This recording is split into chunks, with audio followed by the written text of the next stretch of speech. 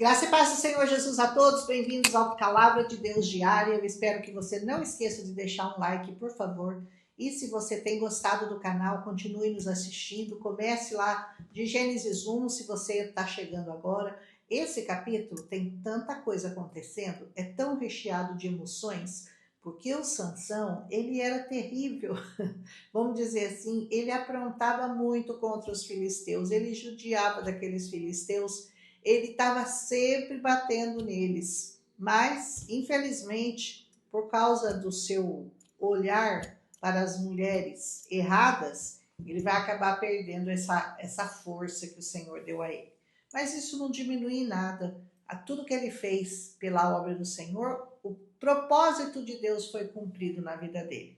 Esse Juízes 15 vai falar de alguns eventos com relação a Sansão. Você está sentadinho aí, olha, eu gosto de imaginar vocês sentados, com um copinho de café aqui, olhando, já tendo lido o Juízes 15, já tendo meditado nessa palavra, e aí vocês começam a me ouvir. Eu imagino vocês dessa maneira. Posso estar errado, talvez você está lavando louça, talvez você está andando pela casa e assim ouvindo, eu não sei. Seja da maneira que for, um bom estudo para você. Depois você me conta como é que você está me ouvindo. Então, Sansão, nesse caso, no capítulo 15, ele vai visitar a esposa que ele amava e leva um cabrito. Mas o pai dela nem deixa ele entrar, dizendo que ela já tinha sido dada em casamento para o amigo dele, que se ele quisesse, ele poderia ficar com a irmã dela. Versículos 1 e 2. Ele fica muito irritado e ele promete acertar contas com os filisteus. Versículo 3. Ele captura 300 raposas. E sabe o que ele faz? Ele amarra uma na outra pelo rabo.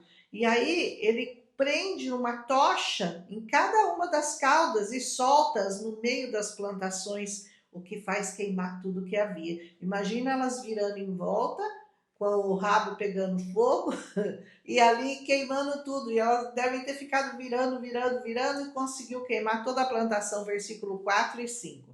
Os filisteus ficaram muito bravos e eles quiseram saber quem que tinha feito aquilo. Descobrem que foi o Sansão, porque a mulher dele tinha sido dada ao seu amigo. Os filisteus fazem o quê? Queimam a mulher e matam o pai. Versículo 6. Olha que terrível. Sansão promete novamente vingar-se deles e os ataca sem piedade. Consegue matar a muitos e depois ele se esconde numa caverna, chamada Caverna de Etã. Versículos 7 e 8. Os filisteus então cercam a Judá e exigem que eles entreguem Sansão para eles, amarrado. Versículo 10. 3.000 homens de Judá descem até a caverna e convencem a Sansão: olha, se você não se entregar, eles vão acabar com a gente, então é melhor você se entregar. Deixa que o amarrem, mas eles fazem isso com cordas novas e não tão difíceis de desamarrar. Versículos 12 e 13. Eles eram seu povo, não esqueçam disso. Quando os filisteus iam chegando, o Espírito do Senhor se apodera de Sansão e as cordas se tornam para ele como se fosse uma fibra de linho queimado e cai das suas mãos. Versículo 14. Ele então encontra uma carcaça de jumento, pega a queixada da carcaça de jumento e com ela mata 1.000 homens. Versículo 15. Ele diz então: com uma queixada fiz deles montões, com uma queixada matei 1.000 homens. Versículo 16. Quando ele acaba de falar, joga fora a queixada e foge para Ramate-Leí.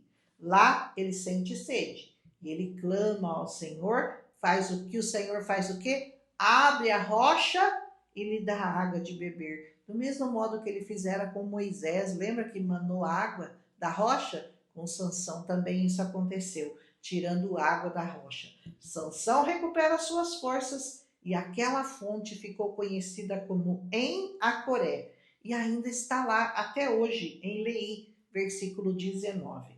Sansão, depois de alcançar esse favor de Deus e matar 1.000 filisteus com a queixada, liderou Israel por 20 anos. Versículo 20. Olha quantas coisas o Senhor permitiu e capacitou Sansão a fazer.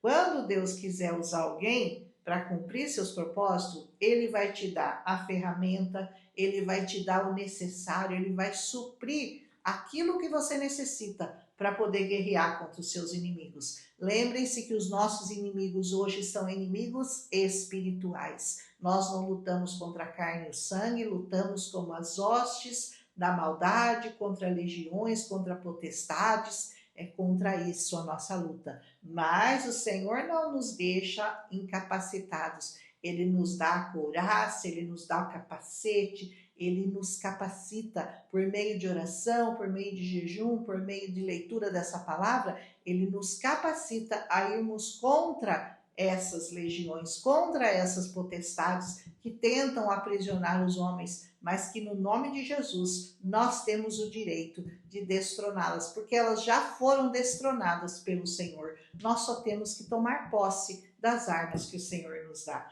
A Sansão ele deu força, a outros ele dá sabedoria, a outros ele concede bondade, a outros ele dá sensibilidade, ânimo, criatividade. Para cada um o Senhor vai munindo com um tipo de armas para nós juntos podermos lutar contra as hostes da maldade, contra Satanás. E isso que se chama igreja. Por isso nós sozinhos não podemos nada, mas juntos, porque a palavra de Deus diz que as hostes e o diabo não podem contra a igreja, contra ela. Mas se você é sozinho, aí você está numa situação complicada. Então, renda-se a ele todos os dias da sua vida.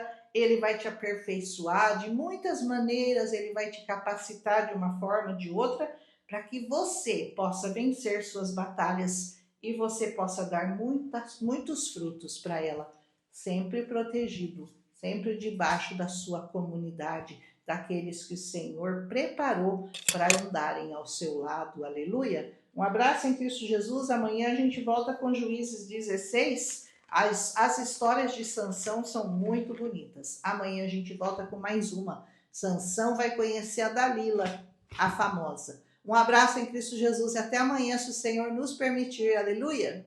Milagre visitou a minha casa. Saberá toda esta multidão que o Senhor salva. Não com espada